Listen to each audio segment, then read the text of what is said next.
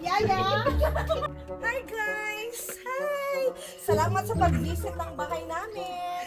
Binili niyo to, madam? Oo, kabibili lang. Ituro niyo naman kami, madam. Jimmy, hindi ko alam buksan eh. Ang mahal! Oh my God! Kailangan dala-dala, baka nakawin. Ipakilala ko muna yung mga kaibigan. Tapos ito yung mga madam. Ay! Mayaman din sila, madam. Uy! Grabe naman, madam, yung mga friends mo. Madam. Magkano bili mo dito sa bahay? Madam, priceless, madam.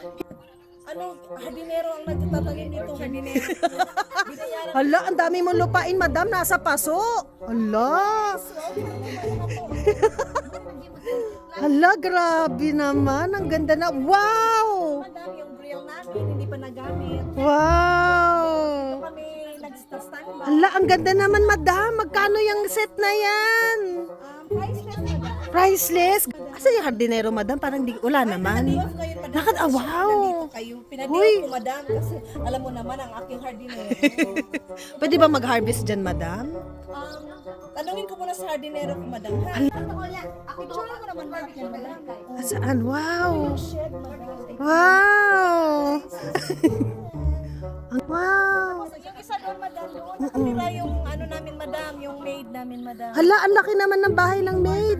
Grabe. May kwarto doon. Hala, grabe naman. Tapos yung hardinero, madam, sa kabila, yung ano. Oh, hala, grabe. Tapos ito, madam, dito lang kami natutulog ng ano, pang nap time lang itong bahay na. Nag-apply ka sa pag-ibig loan? Hindi naman.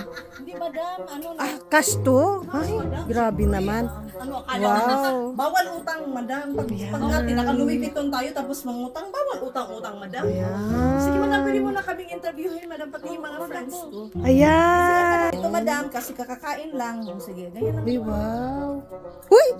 Ay, yung mga ano niya, busy. Ano mo, malapit sa ano, napasok sa ilong ko.